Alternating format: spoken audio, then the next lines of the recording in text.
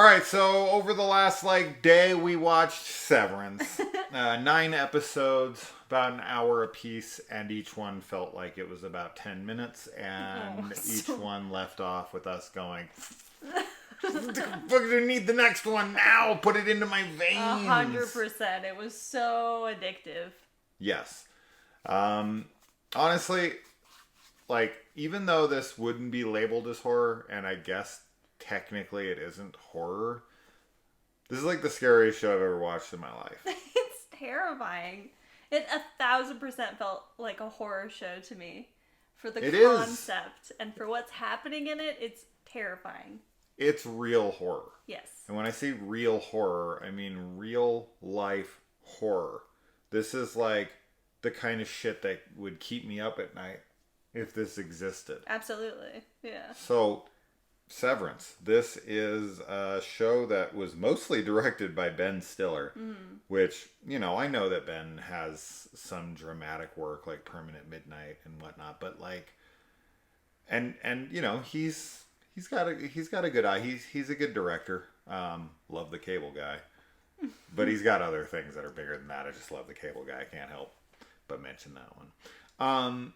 But yeah, so okay, what's this about?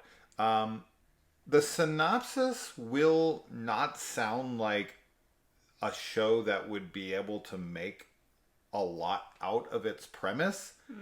But let me put that to sleep really quick. Because when I had heard this premise, I was like, oh, that's a really interesting premise. How does that work as a show? And really well. really well. Fucking well. When you have an insanely talented writing crew and directing crew, an acting crew, when everybody is on point, then I guess really well. I guess you can make any damn thing work. But anyway, the premise of the show is there is a company named Lumen, and Lumen has a program called Severance, and this is a procedure that one undergoes once they've agreed to work for the company. And they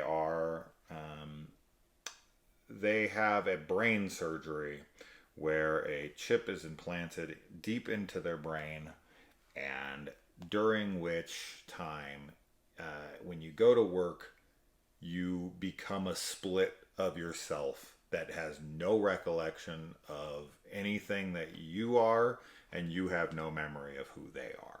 So your work self and your, outie self, as they call them, innies and outies. The innies are the ones who work, and the outies are the one who just enjoy their life. And it's basically you're skipping work by putting it on a double of you that has no memory of you. They just only exist to do your job. And that is literally all they do.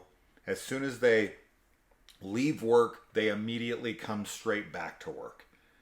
Literally the second for them, because time just stands still for that millisecond between when they walk right back out into work. It's so horrible. It's so horrible that they have no recollection. They don't sleep. They don't get to leave. Nope. They're just perpetually working. And they feel maybe a little rested, after a night or a weekend. Sure, because their outie slept. Right. But they don't actually get, the benefit. I mean, they get the benefit of sleep without the pleasure of sleeping.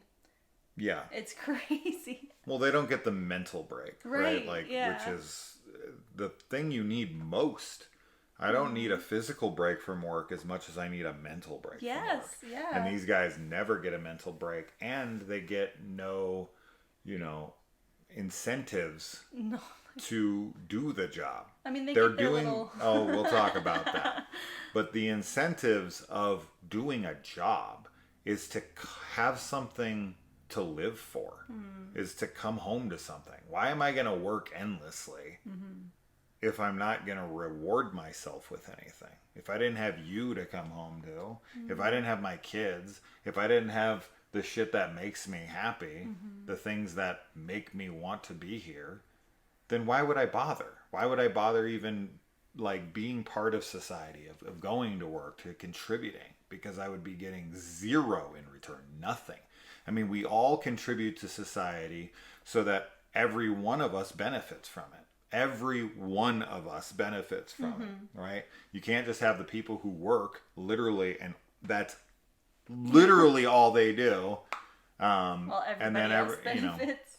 And then the other side of yourself just gets to have all the fun. I mean, in theory, it sounds great. Like, oh, I don't ever have to work and I still get a paycheck. Like, they just go to work and then they come walking right out of work. All they have to do is walk to the elevator and walk back to their car, and they get paid for an 8-hour day.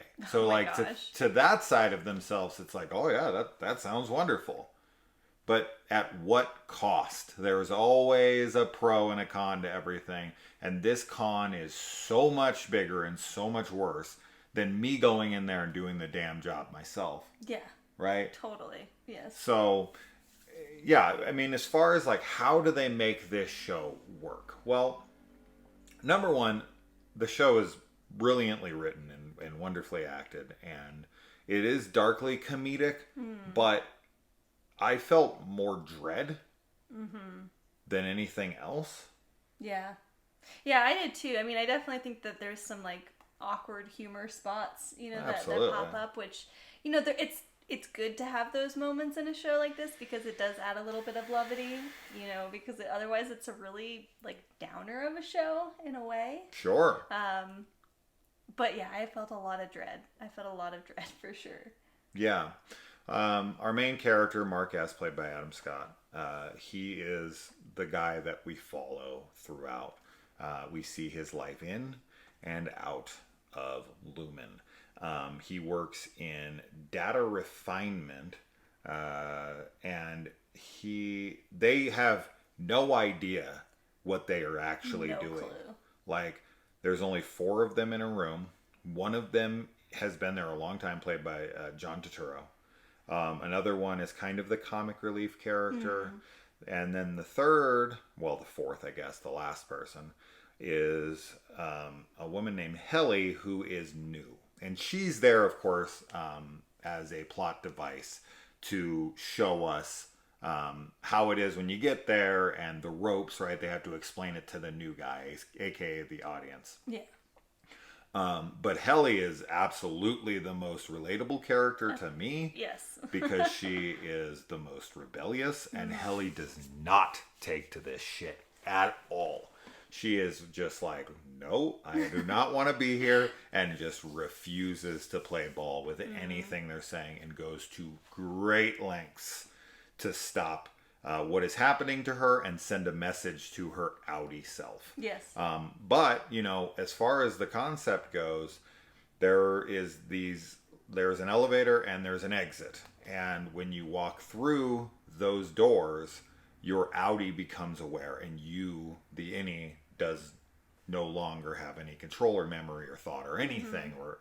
And so, a lot of these people's outies, they want them to stay. Yeah. So they'll immediately walk them right the fuck back in, and these people just think that they're like on a loop. They can't even fathom what's going on, because to them they don't even know what's happening at first. This is terrifying, and Helly's opening of this is as horror as it gets. It's sci-fi horror. It's that looped paradox that we see in Triangle, that we see in Coherence, and Time Loop, and there's so many damn movies. Time Crimes. So yeah, I mean, there's so many of these types of movies, but this one is so smart in the fact that it is satirical towards work life. Yeah. Right? And how mundane, like okay, you have a show like The Office, right, which pokes fun at the rut and the mundane of office workers, right? And it's kind of like, it's funny because it's we're all miserable, so relatable right, too, and all of that. Yeah. All right, you sit there at work and you put on a smile and you try to pretend that you want to be there. Yeah. And some people have that job, but most people don't. A lot of people don't. Right. And so that's also a satire. But this is a darker satire, right? Set in more of a science fiction fantasy world. And this one is definitely more Orwellian, right? But like the way that it's handled, it is such a smart play on, you know, the just prison that work can feel like. Absolutely. When you're there and you work all the time, and it's just there's so many things that they do throughout the show, and I definitely want to talk spoilers because it's like impossible not to. So I think we'll just get into that now. I can't recommend the show enough. I think that this is the most addicting show that I've watched in a while. I think that it is the best written show that I've watched in 2022. I think it's the best show of 2022 that I can think of. I mean, there's definitely some big contenders. 2022 had some fantastic television, but I have not been as glued to something and as invested in something in a while. I mean, outside of The Last of Us, but that's this year. But yeah. Yeah, I totally agree. I mean, we were like scarfing it down, and we were so bummed when the season was over because it was just like we wanted more, and you just have so many questions, and they're like planting the seeds that you can see things will be growing, and you just want it to be there already. Oh my god! So. Yeah, you're just this is one of the most vocal we've been at a show in a while, where we're both just like chomping at the bit for like the next thing, and just like cheering these things on and booing these things. You know, like you feel so attacked, you feel so horrible for these innies that you're just like, you want so badly for them to get a win, for them to, you know, get out, and you're just like, oh my god, please. The last episode was a roller coaster of emotions. Like we were like yelling at the screen, like, hurry up, do this. Oh my god, no, please do this, please. It's true. We were a mess. We really were. And I was like checking the time code. Oh my god. Every like freaking minute, being like, they're not gonna have enough time. No, you gotta do this now. You gotta do this now. And there was like something that happened. We're like, yes, please, thank you. And then something else would be like, no, he's not gonna have enough time. It was intense. It was really, really intense. Legit. To say the least. To say the least. So let's get into the spoilers. If you haven't seen it, shut it off. Come back in 9 hours after you've watched the whole thing. Yeah. Because I'm pretty sure if you're like us, this is like Lost addicting. This is like one of those shows where it ends and you're immediately like, well, fuck, now I got it. I could not have watched this week to week. Oh my god. And it sucks because I don't think Apple shows all drop at once. I think they are week to week. So whenever we get Severance, whether it's the end of this year or whatnot, I know they're still filming until May, it said. So it's probably not going to drop until late 2023 at best. So it's like almost a year from now, which is just, I don't even want to think about it. That actually pisses me off. Even though we're like late to this party and it came out in February. Yeah, so it came out this month, last year. Oh my god. And shows used to have a turnaround of a year, but not anymore. Yeah, watching it week to week is going to be grueling. I couldn't imagine watching this really season grueling. Week to week. Okay, so spoilers. We should have also mentioned before the spoiler thing ended, Patricia Arquette is fucking nuts in this. Oh my god. And scary. She's terrifying. She's that boss from hell, but like she literally is like from hell basically.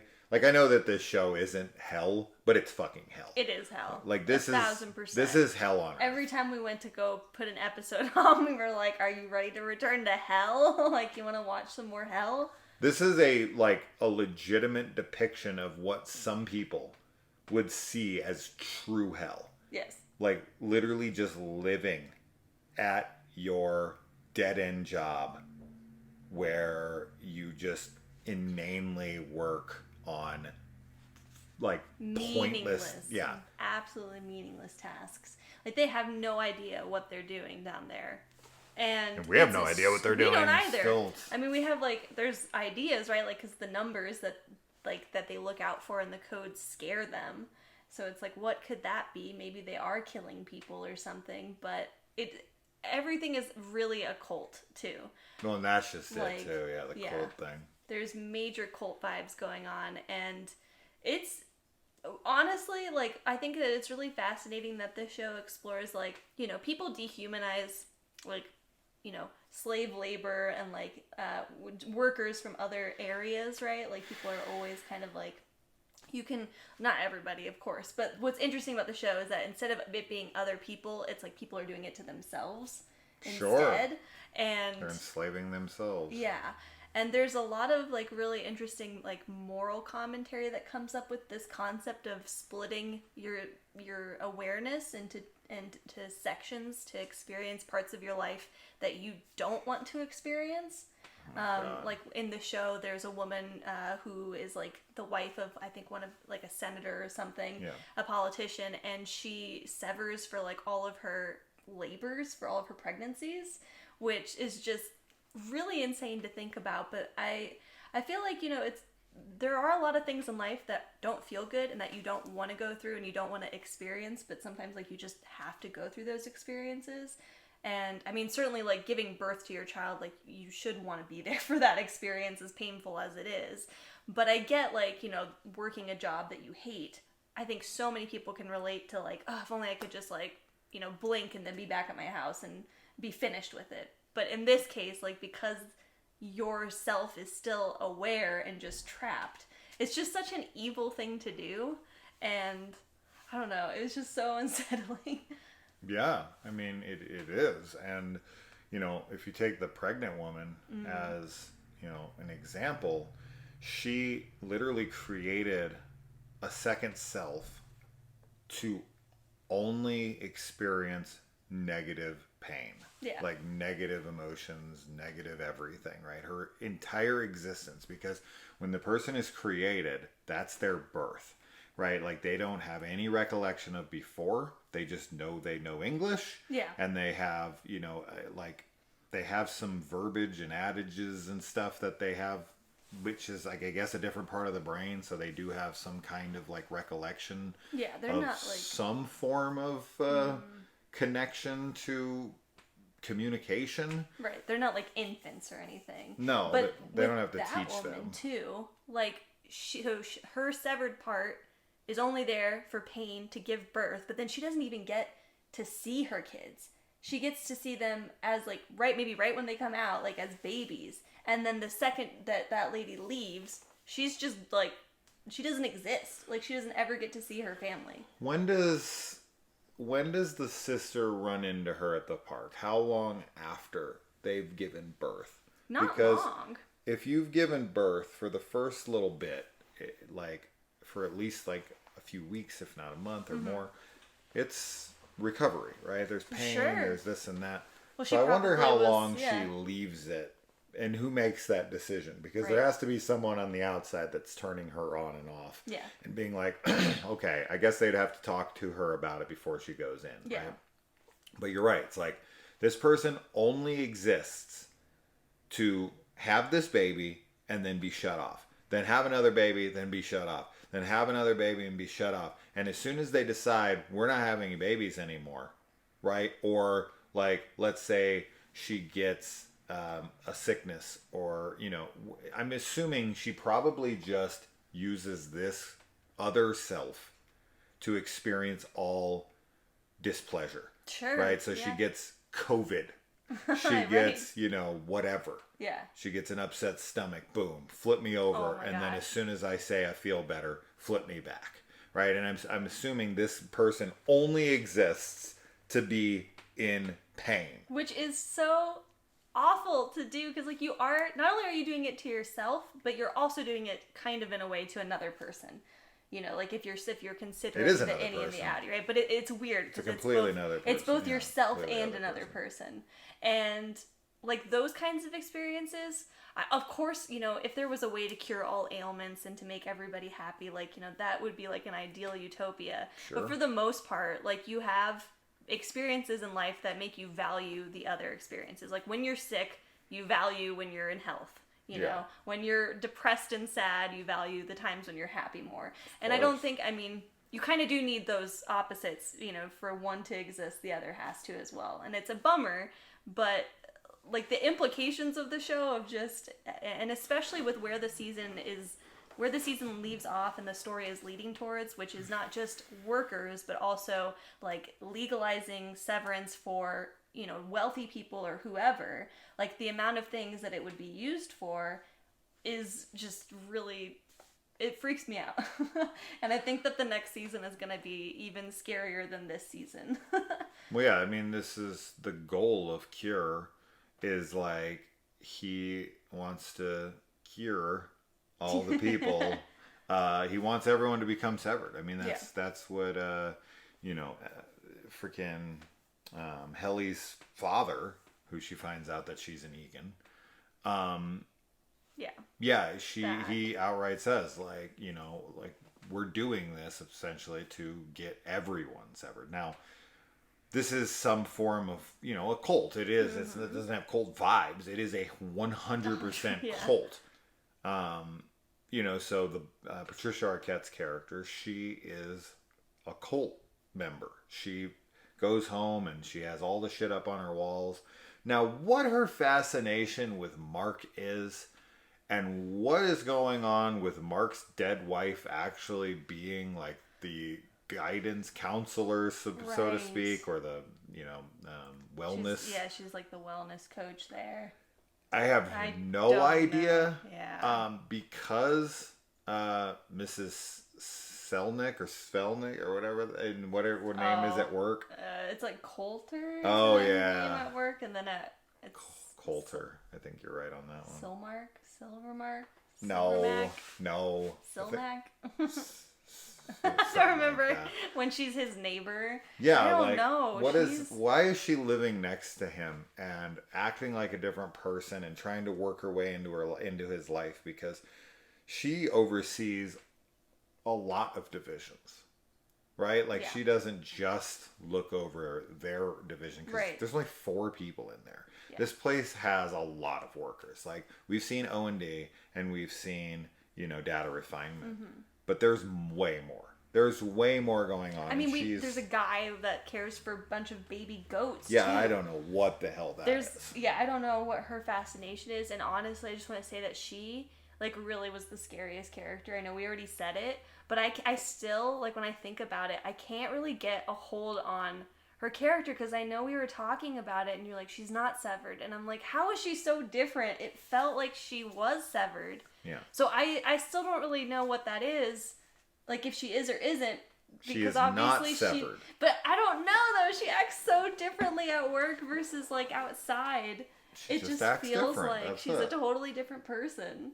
But I mean, why would she be calling and talking to them and running back over there and know who You're Helly right. is? I guess that's she true. approaches her But it's just like, I don't know. She's such a fanatic for the cult, for Kier. Why wouldn't she want to be severed as well? That's why I'm like, I don't understand why she isn't severed. Because the higher ups aren't. None of them are. Crazy. So crazy. Yeah, I mean, yeah, you're right. So I guess they are, but because it's a cult and it's hypocrisy. Yeah. Like it always fucking is, right? That's Cults true. are made of hypocrisy, right? They always hurt the less fortunate, and they always favor the ones on top. I mean, that's how our society is run. That's how a capitalist society is run. That's how any fucking system is ran. There's those few people who have no fucking laws or rules, and then all the peasants under them who have to follow all these rules, or they're punished severely.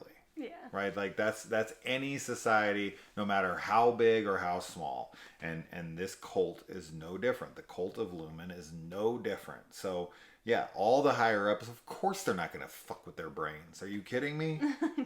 They're not gonna do anything to harm their brains. They need to stay on top of their shit. Plus, they want to be there. Right? This is an honor to them. The innies, they don't want to be there. No. They'd leave the second they got the chance. I mean, look at friggin' Helly. She's doing everything in her power to leave. And Mrs. Stelnick, I think is what her name is. It doesn't, but what her other name? Coulter, I think you're right on that. She is doing everything in her power to stay. Yeah. Right? Yeah, so that's true. one's a cultist fanatic, and the other one is an indentured servant. Right? And literally has no choice in the matter. Was born to work. Yeah. And cannot leave. She tries killing herself. She tries maiming herself. Yeah. She tries anything she can to get the hell out of there. And that video that herself leaves her. Oh my god. Where like, you're not a person. Yeah. Oh my god. And then to find out that she's the daughter of the, she's a family member. I mean, because Kira's like way older. Yeah. Right? Like, how old is he? He's dead now. He's dead, right. yeah. Oh my god, that video of him when they get like 100% and he like flies turns away. and he flies. that's cult shit. That's straight up like Joseph Smith Mormon type shit where they're like, oh no, that's like he's gonna be up there waiting for me. Oh my gosh. Like, no, he's not. Yeah. No, he's not. I'm not here to tell people what religion is right or wrong. But, dude, no, he's not. No, he's definitely not. Right? That kind of stuff is fucking crazy. Yes. People are nuts. Yeah. The cult mentality has always been beyond fascinating to me. These people are so fucking scared of life that they will believe anything to feel comfort and safety. And it's sad, but more angering than anything. Because they drag other people into it. And in this scenario, they drag themselves into it and only, punish a part of themselves where they think they're getting all the benefits. But in Mark's case, that's not the case because he just wants to detach, but he's not detaching. He walks into the elevator, he fucking walks out. That's just, he's literally losing 8 hours of his life. He's just living less. Yes. It's like killing yourself at 50. Yes. Yeah. So I don't get the last 30 years, right? Like, so you don't get a 30-year life. Yeah. Because I don't want to live from 50 to 80 or whatever. Because I don't want to think about my wife. That's basically the same concept. Not like he kind of goes into this lull of like, he knows he's there, but he's also like not thinking of his dead wife, even though she's not dead.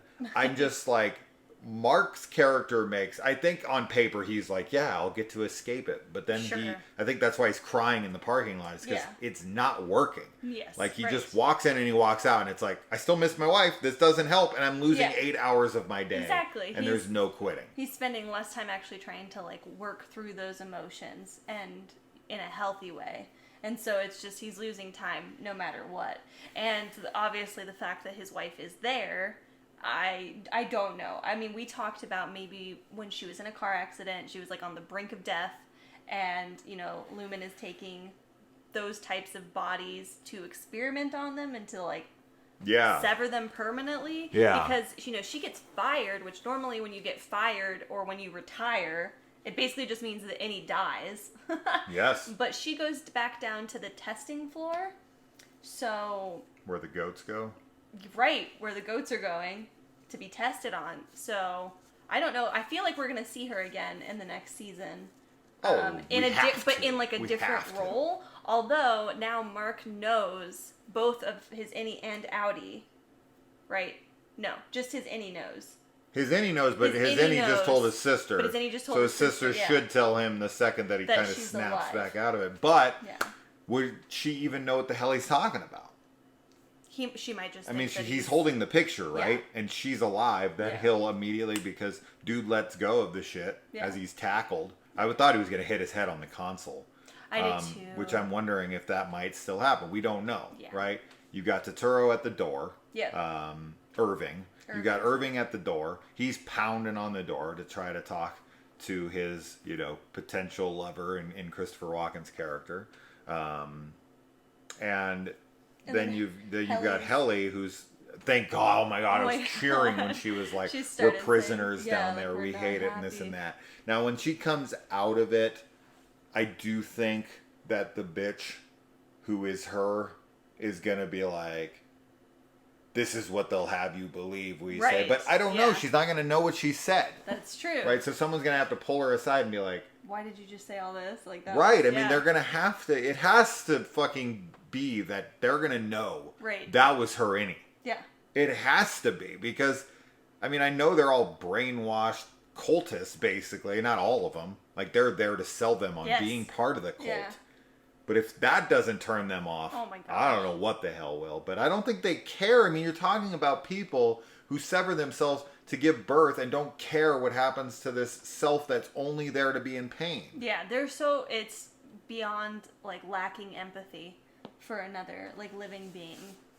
And I think that they're only compelled by money. But I don't know. I don't know what the reaction will be and how. I do feel like there will be some kind of, like, cleanup that they're going to try and do for that. Of course. But I don't know how they'll do it. I mean, we'll end up seeing. I like that the doctor in this who performed the surgeries has now went rogue. Yes, I do too. And it's like, she's got a conscience. Yeah. Right? She did this thing, and now she feels bad about it, and she's trying to, make amends, so to speak, and take these things out. When she clubbed that dude over the head with a bat, it was so unexpected, and I genuinely jumped up and cheered. Yeah. I hated that guy so much. It was awful. Because I kept telling Kaylee, like, if you put me in there... Oh my gosh. Dude, I don't know, but, like, that's just it. They're, I'm like, not different me. Is the thing. They are, though. Like, Totoro and Walken, they're both gay. Right, there's elements of the personality that are retained... But because it's like you're born and all you know is this, it's like a lot of your personality and who you are is shaped by your experiences. So when you don't have those memories and those experiences, you are kind of this like blank slate in a way. But then there are some things like your sexuality, or your, kindness or whatever that are inherent. But that's not the case with Helly though, because she seems totally awful. Her outie seems really horrible. And inside she's super lovely. Yes. But that makes me think that she's raised... I mean, this is perfect, though, because she's raised in a cult. Yeah.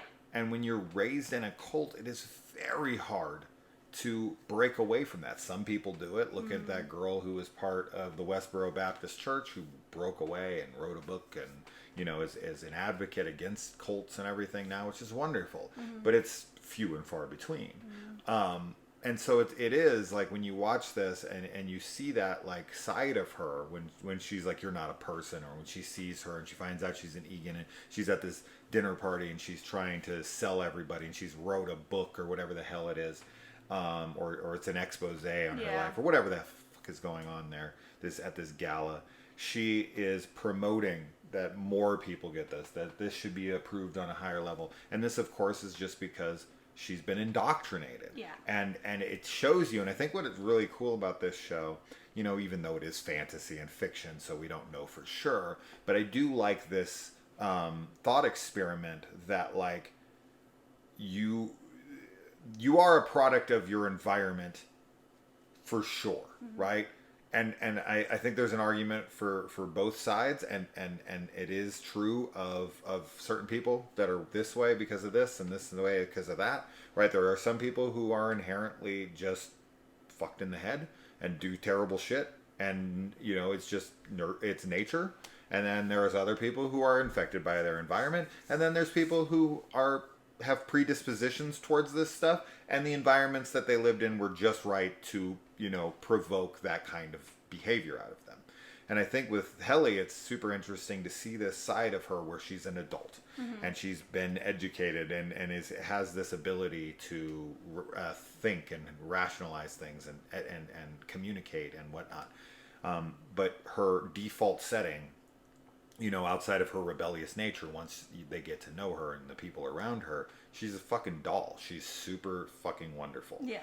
And it's like, because she's surrounded by people who embrace her in a loving way and are also on her level and aren't trying to change who she is. They're just trying to make her adapt to the terrible situation that she's in. They're not trying to force her into, servitude.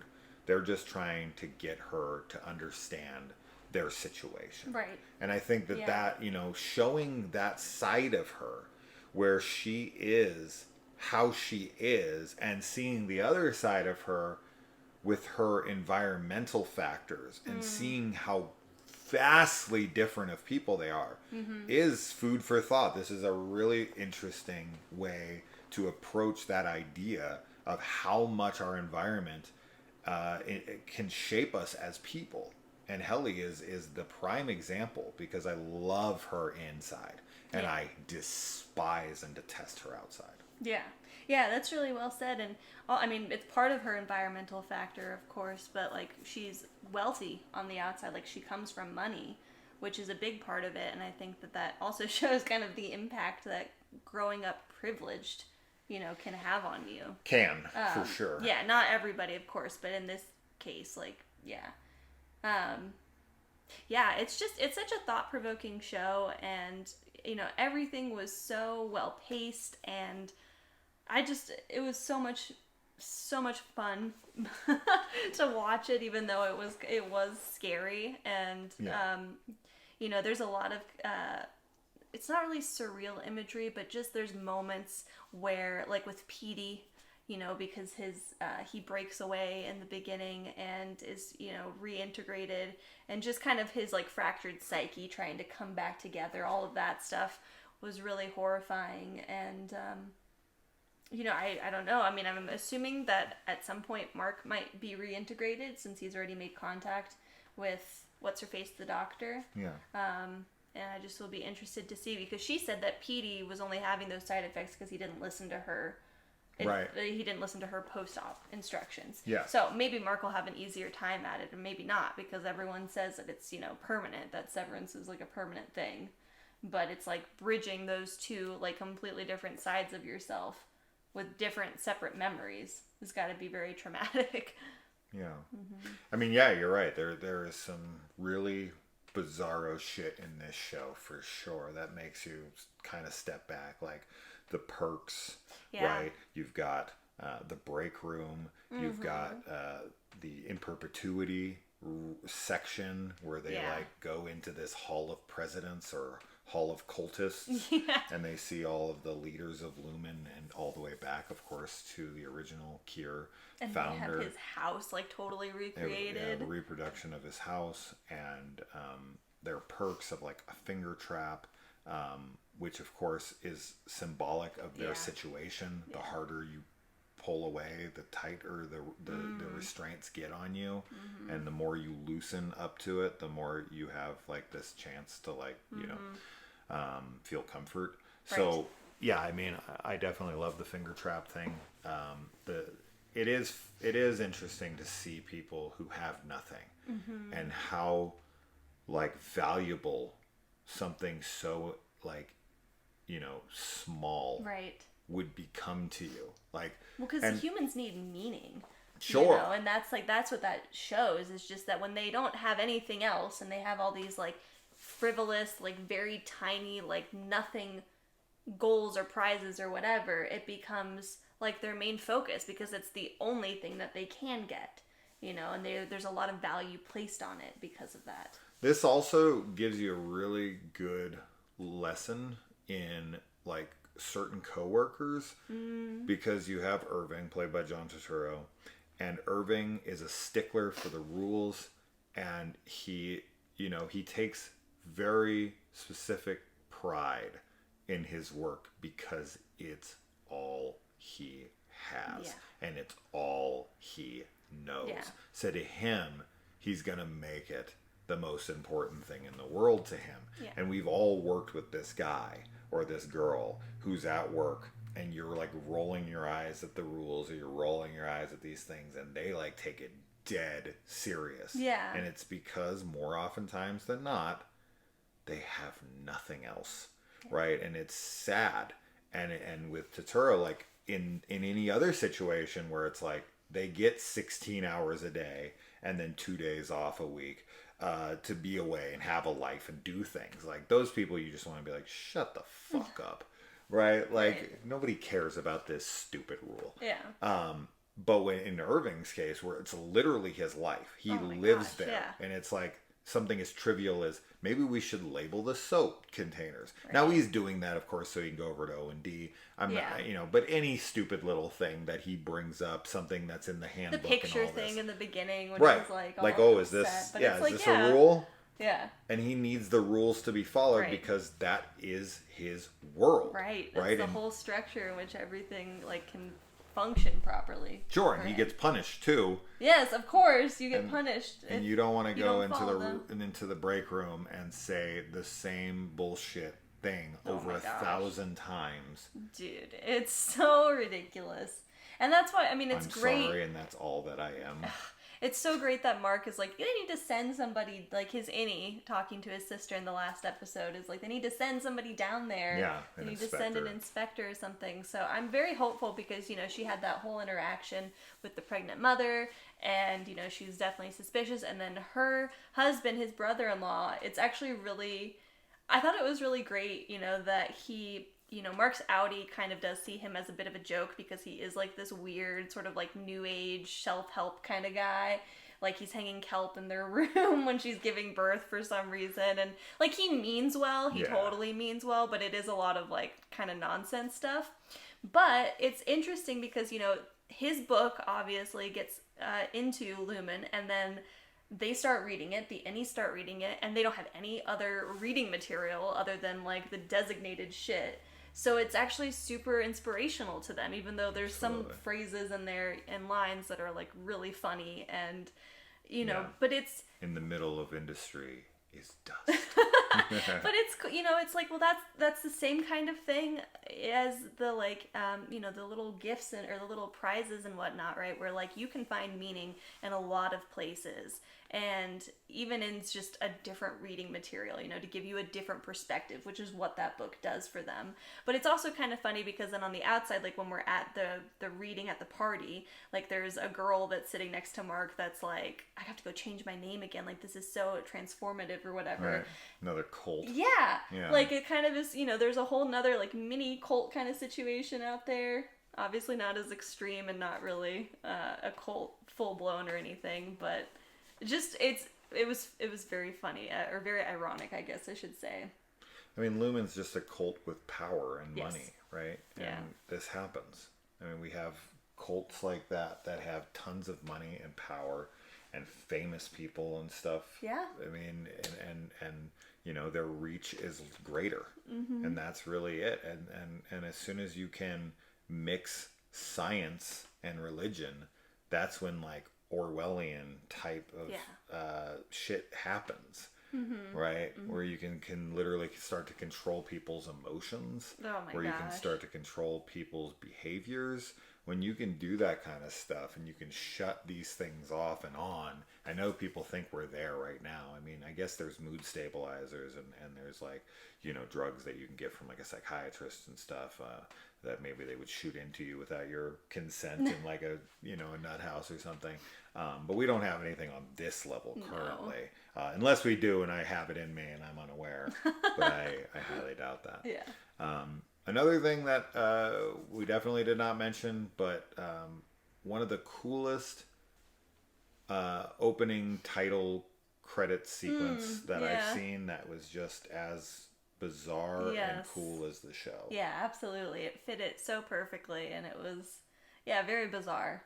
Yeah. And just like set the whole tone, It's like an even trippier James Bond opening. Yeah. It was like, what the fuck? But like when you start watching the show, you're like, oh yeah. Like, oh, that's, You can start seeing kind of like symbolisms in like what he carries with him when he comes out of work, right? Like he's carrying a whole bunch of him in a balloon above his head and stuff. It's like the weight of everything with him, even though he's trying to like get rid of it, it still is like latched on to him and following him home. So really, really cool. I like that stuff a lot. Me too. I like how they merge on the bed at the end. Yeah. But yeah, I mean, there's just, this show is so freaking huge, like complex. It is hard to talk about everything. I mean, there's a lot of aspects that I'm still like, whoa. I mean, that's why we have other seasons. If it ended here and they were like the end, I'd be like, oh my what? God, if this was right, if this got canceled, I would, oh my God, I don't even know what I'd do. Thank God it has like an 8.7 on IMDb and is super highly rated. It got pretty decent numbers, although Apple struggles to get viewers. But of the shows we've watched from Apple, I've really enjoyed everything that they've put out. So they seem to make quality stuff, but I just don't think enough people are watching them, and that's a shame because this show's amazing. The other one that we haven't mentioned yet, the comedic relief guy, Sean, is that what it is? Or I'm so terrible with names, We're guys. So awful with names. We literally legit. I just want you guys. I want you guys to understand something. Like I've had clients for years that I don't remember their names. Yeah. This is not a television problem or a movie problem. It's Dylan. Dylan. Yeah. The hell did I get Sean? I don't know. I'm way off. Oh my god. And I don't think there's a Sean in the whole show. No. Yeah.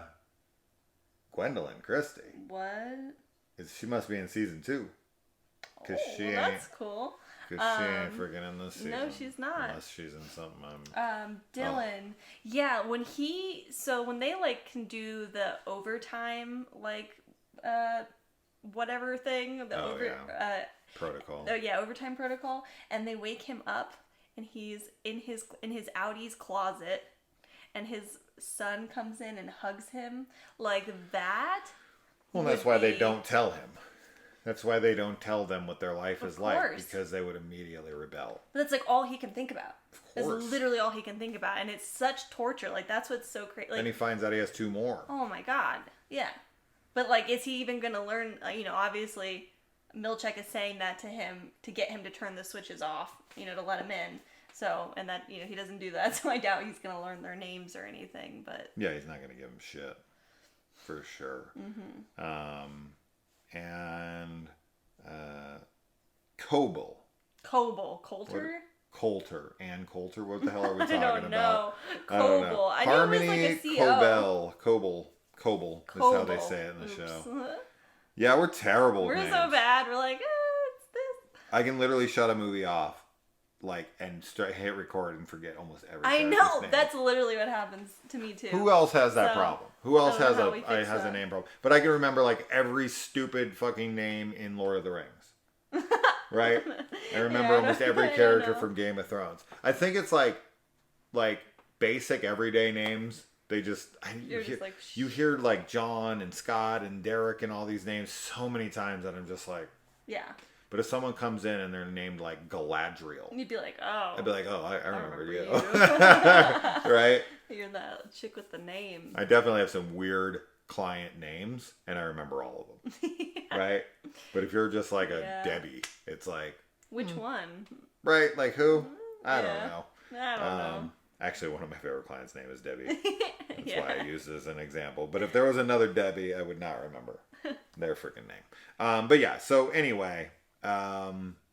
great show. I really like the relationship with the sister. Yes. And there's too much to talk about. It's hard. I really wish we could have watched this when it was on and talk about it week to week, because I feel like every video, like The Last of Us, and other videos that we've made on shows that we do, that's when we talk the longest.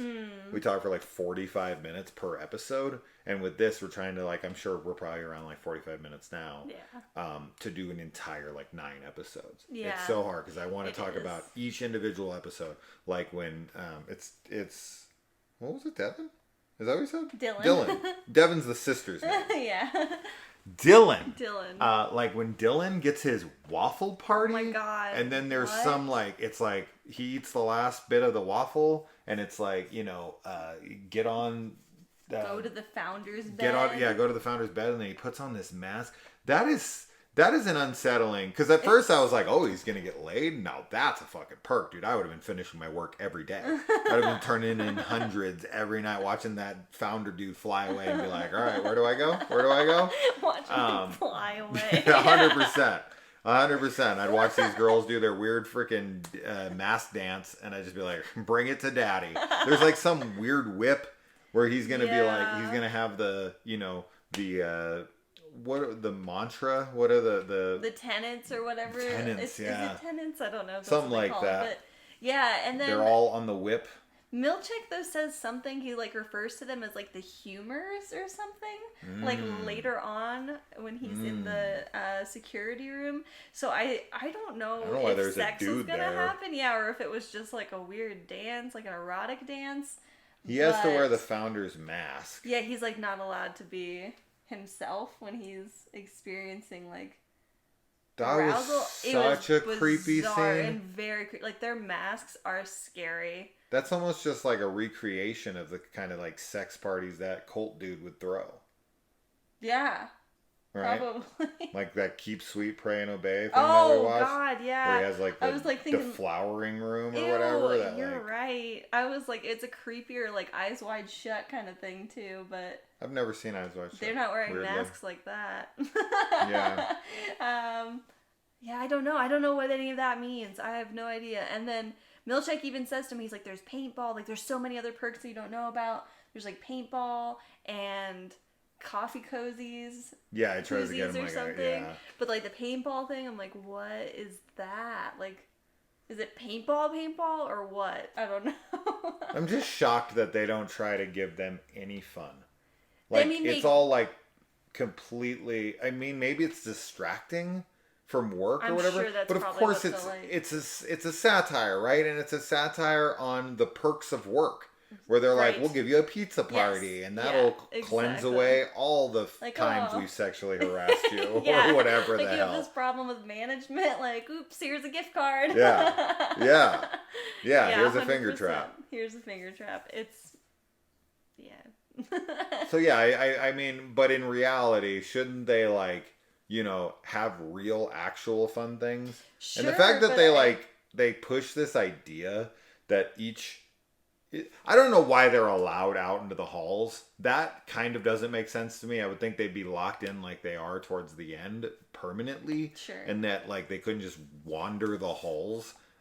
Maybe it just gives them a sense of some freedom. Yeah, I think it's mostly that. Like if they were trapped in, they'd go stir crazy. Yeah. Even though they should already be going stir crazy. 100%. But the fact that they I guess the way they do it, right, is that they push these ideas into their head that the other groups are murderous. Which is so...